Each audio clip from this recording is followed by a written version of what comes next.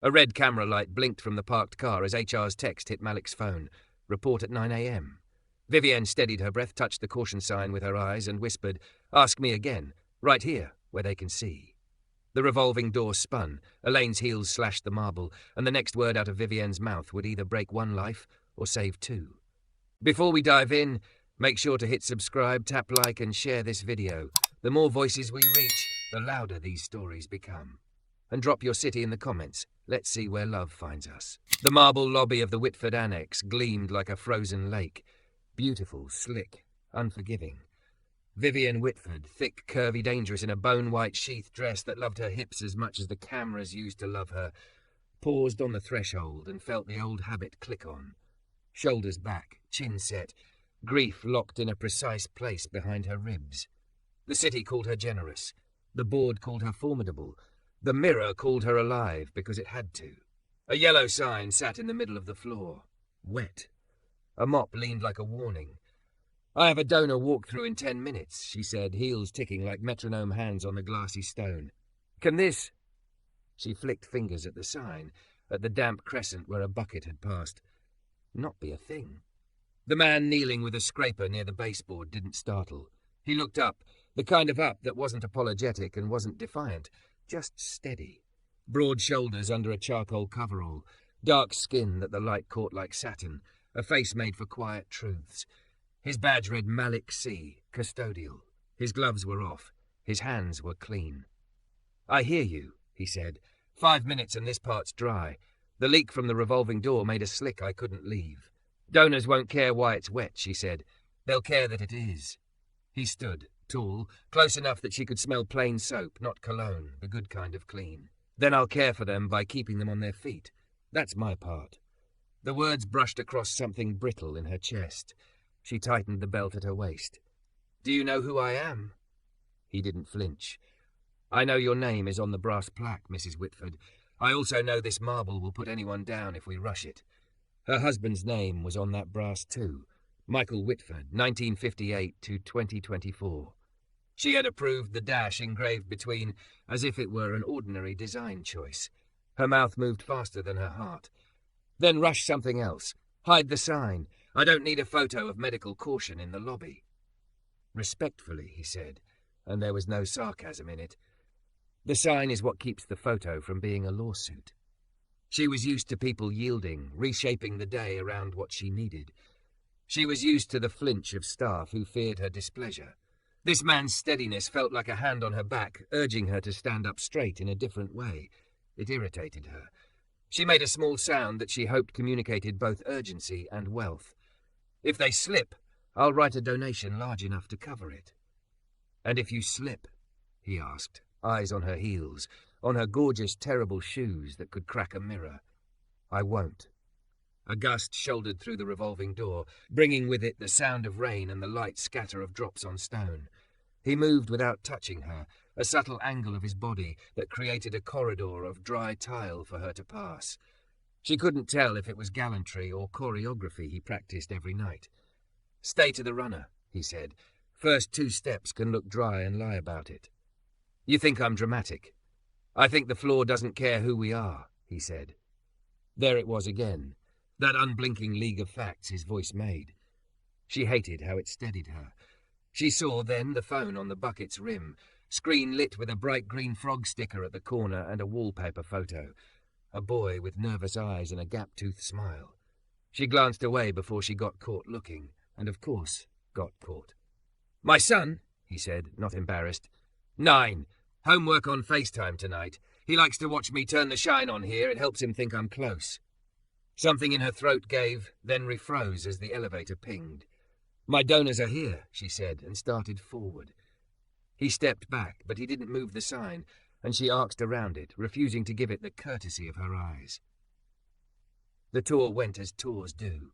She pivoted in front of a scale model, talked about education programs, talked about the wing her husband had loved, kept her voice bright and generous, and never once said the words isolated, angry, lonely, exhausted. She praised the new security lighting. She praised the cleaning staff with immaculate neutrality and pretended she hadn't just tried to erase them for a photograph that hadn't even been taken yet. On the mezzanine, she could see the lobby again. The bucket now gone, the sign still there, the floor drying to a perfect mirror. The man, Malik, had set a fan low and angled, the kind that made a river of air the public never noticed but benefited from. No fuss, no show. His mouth moved while he wiped a handrail. A Bluetooth bud glinted in his ear. To my right, he mouthed, and his face softened. Homework, she thought. The frog sticker. It infuriated her that tenderness could exist without her. She wanted, no, needed, the world to be as sharp as she felt. She cut the tour short with a crisp, curated gratitude. When the elevator doors closed on the last nod, she let her shoulders drop for one wicked second, then lifted them again and walked back into the lobby, her heels a declaration. He was rolling the sign off to the side. All set, he said. Runners dry, baseboards scraped, handrail disinfected. You could have listened the first time, she said. He regarded her. Not her dress. Not the curve the belt made of her waist. Not the famous face. Her. I did, he said, to the part where you needed people to leave here unhurt. That's not what I said. Sometimes we say the wrong thing first. Heat rose under her skin. How dare this man, this janitor, sum her like that? You're very sure of yourself. I'm sure of floors and water and what happens when we pretend we're not standing on either, he said. The rest I try not to be sure about. Thunder bellied the ceiling. Rain deepened outside. A draught kissed the backs of her calves. She imagined Michael laughing in his warm, patronizing way. Oh, Viv, you don't have to be so dramatic.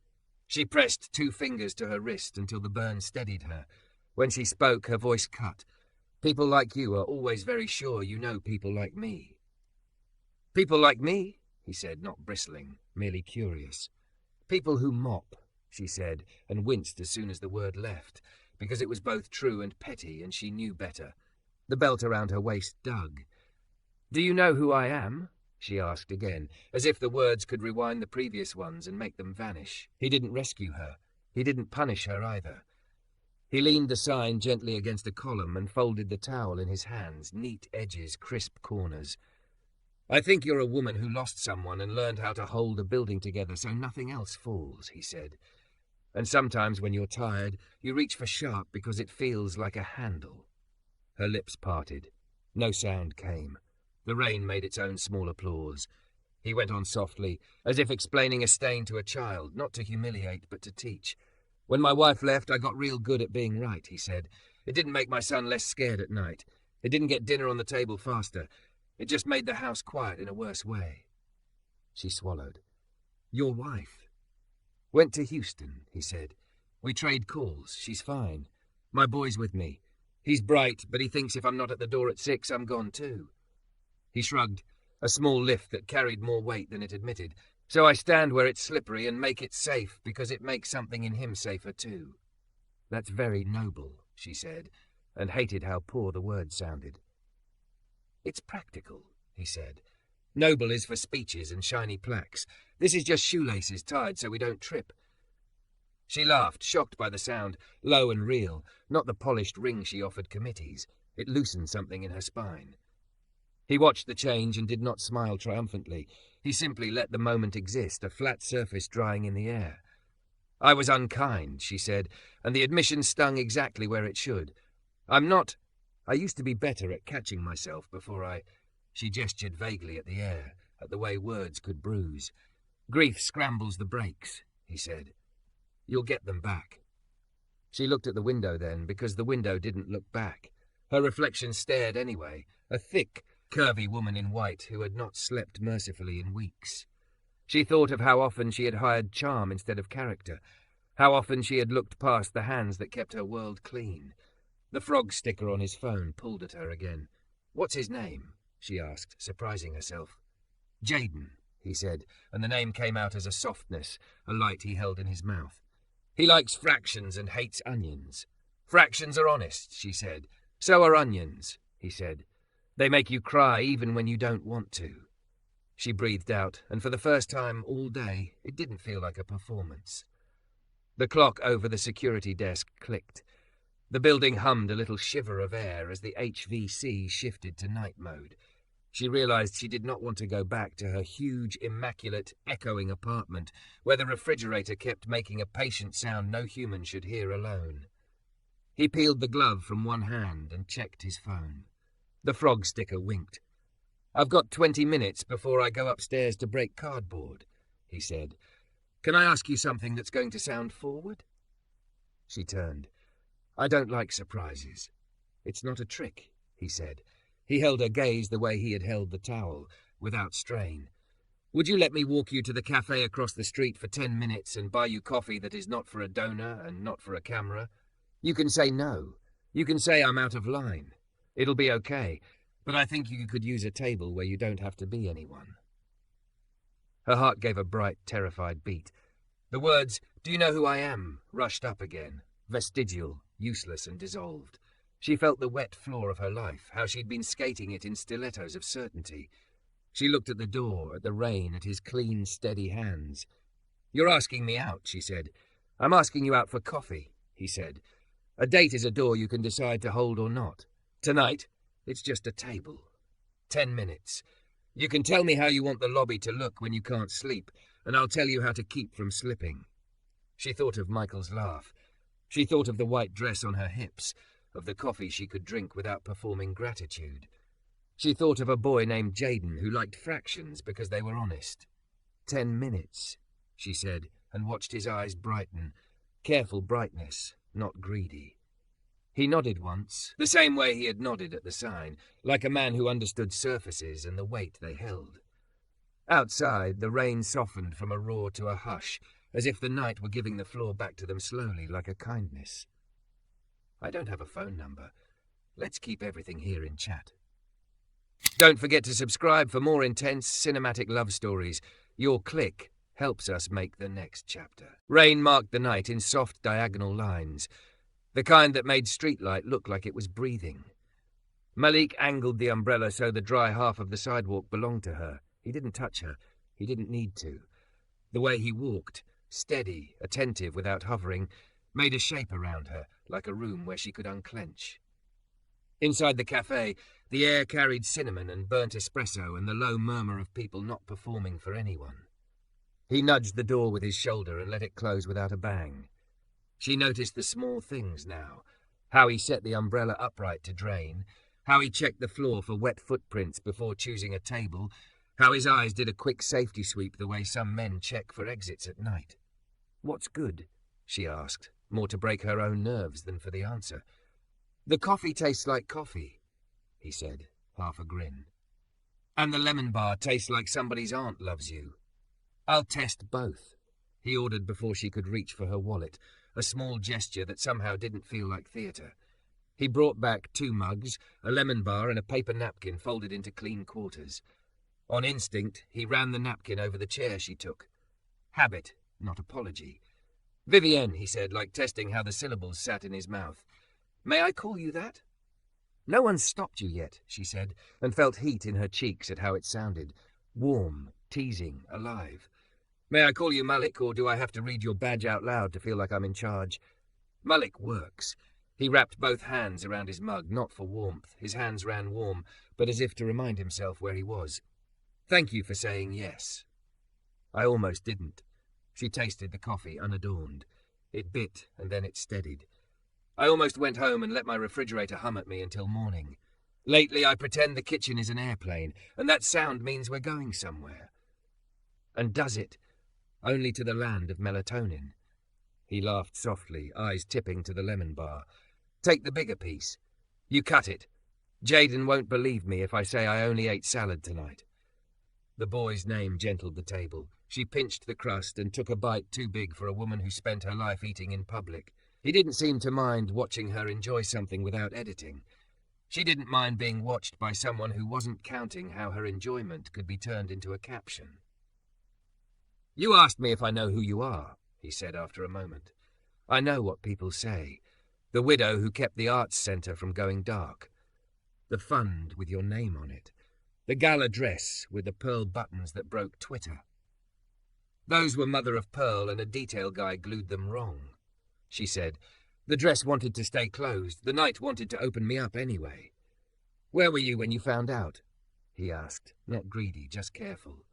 "At a luncheon," she said, and kept her face still as she watched the coffee's surface shiver from the door's opening and closing.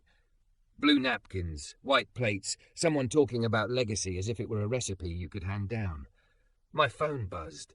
The word aneurysm makes it sound like lightning, fast and clean. It wasn't. It was a long hallway that turned out to be a cliff. He didn't fill the silence. He let it be what it was, a wet floor you could fall on if you moved too fast. "And you?" she asked. "You have a son and a frog sticker and a job that pays less than it should." "I had other jobs," he said. "Warehouse, night shift at a grocery. One year I tried to be a delivery driver because everyone said the app money was good. Jaden's school called too many times. He got sick and I missed a slot once, and the app punished me more than my kid's face did. I took this because floors are honest. I know when they're safe and when they're lying. There's a union, and the hours mean Jaden can sit at the security desk to finish homework and say goodnight to me in person if the night's slow." "Does he know you're here with me?" "He knows I told him I'd be in the lobby," he said. "He's got anxious clocks in his head. If I say 10 minutes, I try to make it 8. "Let me be the interruption then," she said, glancing at the time. "You can tell him the lady with the sharp tongue sat you down and made you eat sugar." He smiled, then blinked as his phone buzzed. He turned it so she could see if she wanted to. Not secrecy, but inclusion.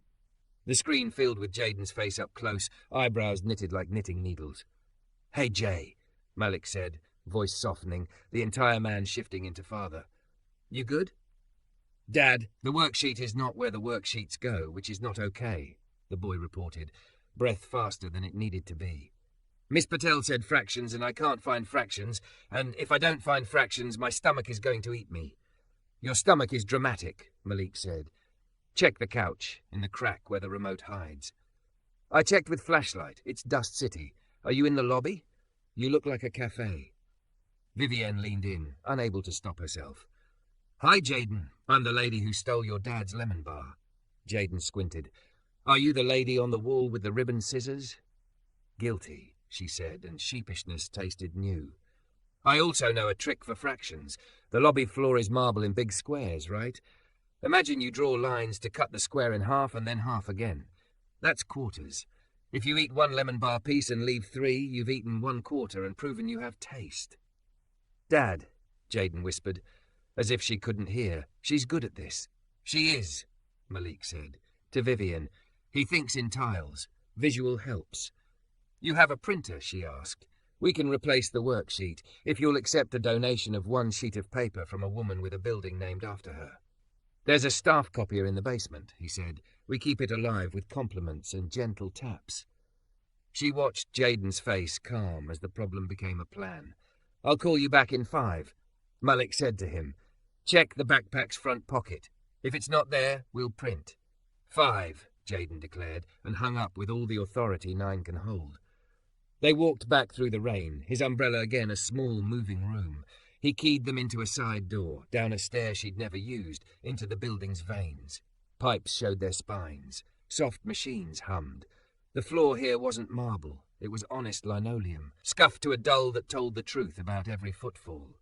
"This is where the world stays together," she said, surprised by her own awe. He shrugged, but was pleased. Backstage is always the story. At the copier, he coaxed the machine the way he had coaxed the cafe chair. Hand on plastic, voice low, no magic, just patience. She pulled the worksheet from her email, because of course Miss Patel had emailed it to all parents at 3 p.m, as if every adult had the capacity to notice, and forwarded it to the staff address he dictated. The printer coughed, hesitated, and then delivered.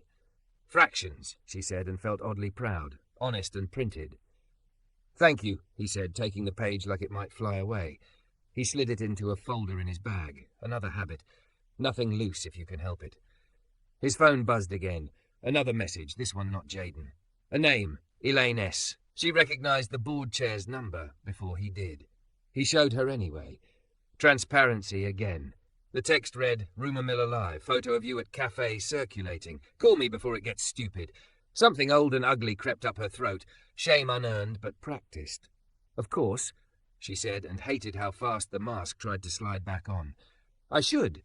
We can cut this short," he offered, stepping to make space so she didn't feel trapped. "You don't owe me what people will misread."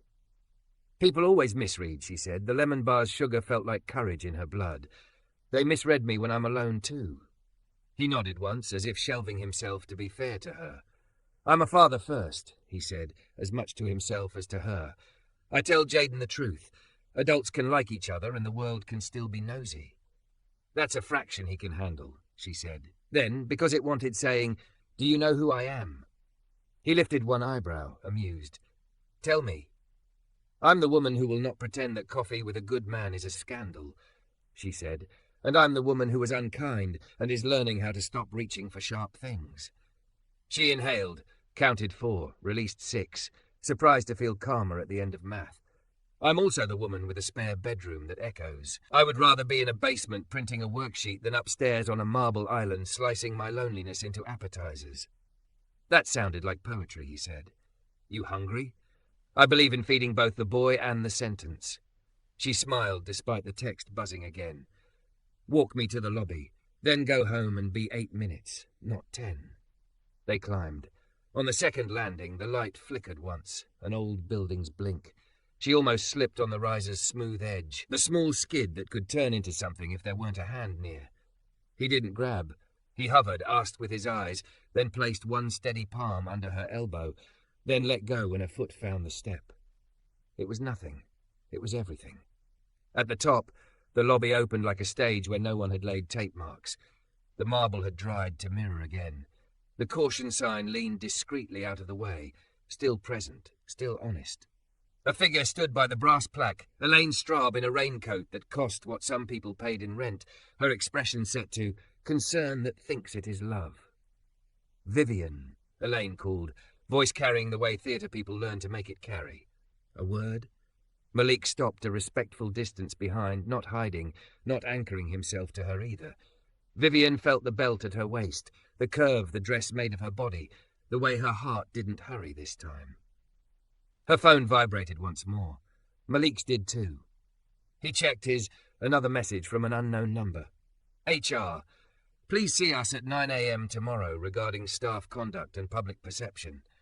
He didn't show her that one. He didn't have to. She heard his breath change by a fraction you could only hear if you were near. Go, she whispered over her shoulder, not because she wanted him to leave, but because she didn't want him pulled into the part of her life that chewed people. Jaden's fractions. He exhaled, hovered, asked with his eyes again. She nodded once. He gave her the smallest bow a man can offer without humour and moved toward the door. Mrs. Whitford, Elaine said, closed now, smile bright and warning. Do you know what this looks like? Vivienne looked at Malik's retreating back, at the rain beyond the glass, at the plaque with the dash between years, at the caution sign that had learned how to stand in the corner and still tell the truth. Yes, she said, and I'm deciding if that's a problem. Across the street, a camera blinked in a car, a small red bead of watching. In her pocket, her phone buzzed again, this time with a message from an unknown number, a photo of a worksheet and a boy's thumbs up. Under it, 3 words, fractions are honest. She lifted her chin. Elaine opened her mouth to speak, and the revolving door turned. The revolving door spun and let a draft lick the back of Vivienne's knees. Elaine's smile stayed in place, lacquered concern. Vivienne, she said, stepping closer, lowering her voice the way people do when they want the quiet to feel like intimacy. Optics. A Patronus at a cafe with staff? There are phones everywhere. Vivienne kept her hands open at her sides, palms not fists. We had coffee, she said. 2 humans sat at a table after a long day. If optics need work, I'll call lighting. Elaine's eyes flicked to the door where Malik had just slipped into rain. HR is obliged to review. Public perception is not policy, Vivienne finished and found her breath landing where she told it to, in for 4, out for 6. Send me the language you're using to justify punishing a father for buying me coffee. Elaine blinked as if a light changed. Vivienne, no one is punishing anyone. We're protecting the institution. Then protect all of it, Vivienne said softly. The marble and the man who keeps it from breaking us. Her phone buzzed again. Without breaking eye contact, she opened the message from an unknown number.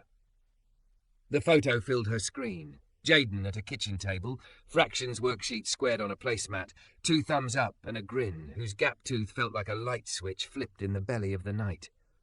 Below it he had typed, fractions are honest. Something in her spine that had been a wire became a rope. "Good night, Elaine," she said. "Turn the cameras on the art for a change." She pushed through the door and out into the soft rain that made the street hum like a low chord. Malik was halfway across, umbrella tilted, shoulders set to weather. She called his name. He turned. He looked as he had all evening, present, not braced for praise and not flinching from trouble. His phone buzzed. He silenced it with a thumb. "They texted me," he said when she reached him. 9 a.m. "I saw," she said. "I'll be there." "You don't have to." "I said I would," she said. "I'm not a plaque. I'm a person. People keep their word."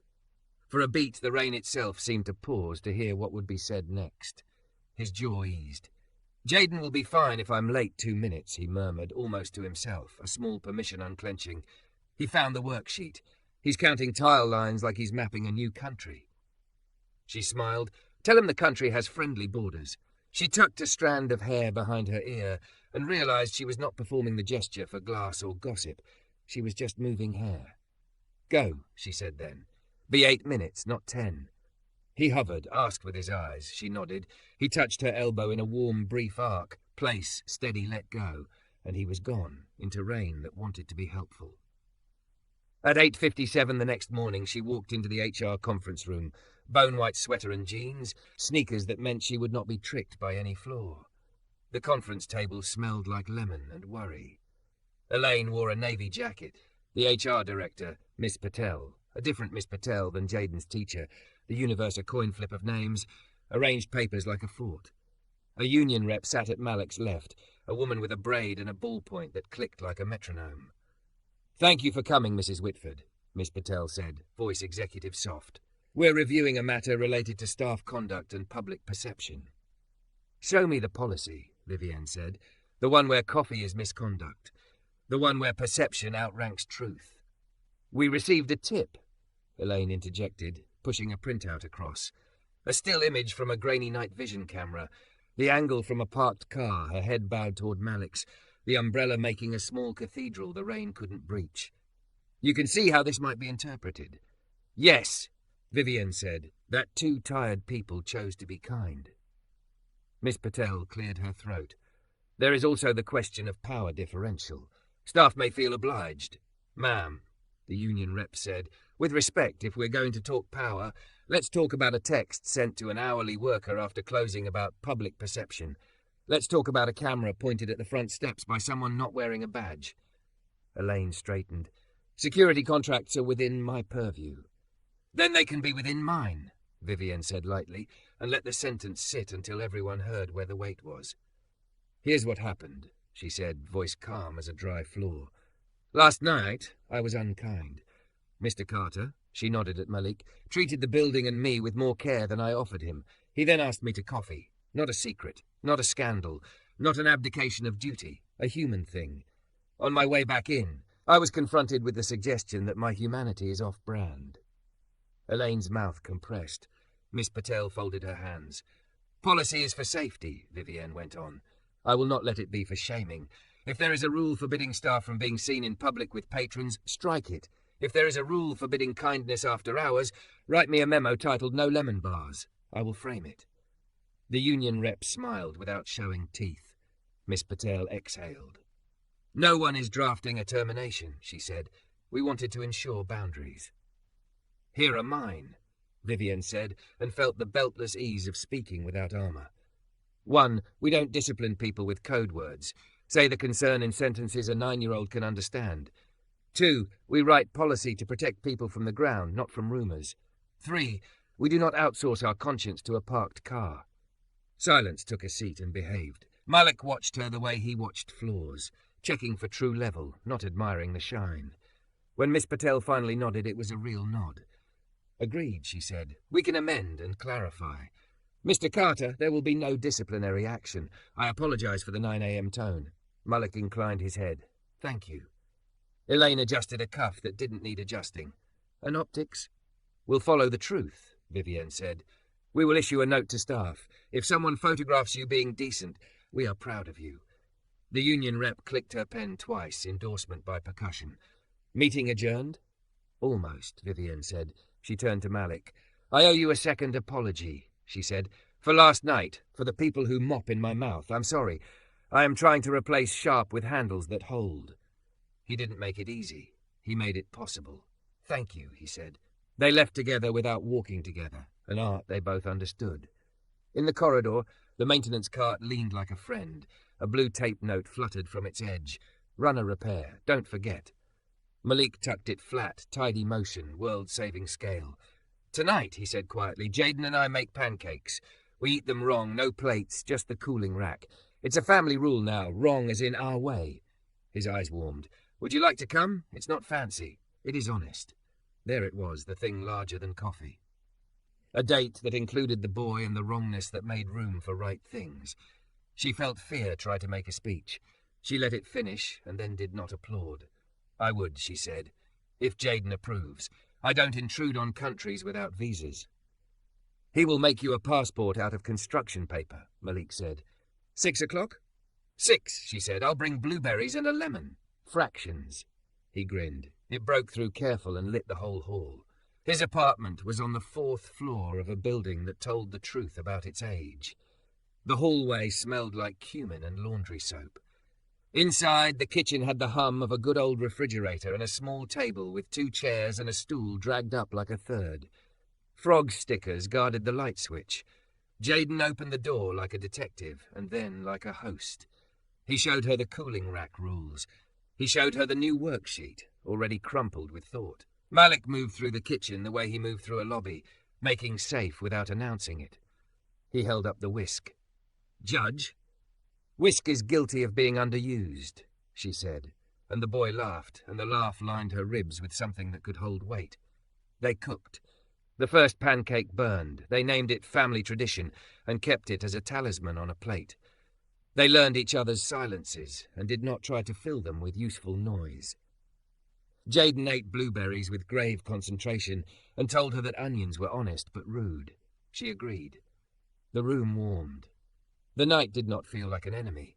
When dishes were rinsed and a towel stood like a small mountain over the rack, Jaden shuffled off to brush teeth, announcing that Frog supervised bedtime. Malik leaned his hip against the counter, hands open, that quiet stance of his that felt like an invitation to stand as oneself. "I meant coffee," he said, eyes on hers and nowhere else. "But I also meant more. Vivienne, would you go on a date with me? Not in a basement with a copier, not hiding from rain. A date where we choose the table because it's ours." She inhaled, in for 4, out for 6, and felt the breath not as an exercise but as a door that opened on a room she owned. She thought of plaque brass, of lemon bars, of a caution sign standing its ground. She thought of Jaden's grin and how grief had not left but had loosened its hands. "Yes," she said, "I will go on a date with you." He didn't step forward. He hovered, asked with his eyes, then placed his palm light against her shoulder, steady, then let go. It was nothing. It was everything. "Saturday," he said. "Farmer's market. We'll buy onions and tell them to behave." "Then the museum," she said, mischievous, alive. "Back entrance. I want to see the backs of the paintings. I'm tired of pretending only the front matters." He laughed, low and true. Backstage is always the story. Later, on her way out, the stairwell light flickered once, a building's blink. At the landing, she paused, touched the railing he had wiped 100 times. She did not need to rehearse. "Do you know who I am anymore?" When she said it next, it would not be a weapon. It would be a promise. On the sidewalk, the night had dried. The city looked freshly mopped. Across the street, a cafe window held 2 reflections. A thick, curvy woman in white, and a man whose hands kept things from breaking. They looked like people who would not pretend the floor wasn't wet when it was, who would wait for it to dry, who would walk carefully together when careful was what love looked like. The revolving door at the Annex spun once in the distance, catching a slice of light. And then the world, honest as fractions, kept turning.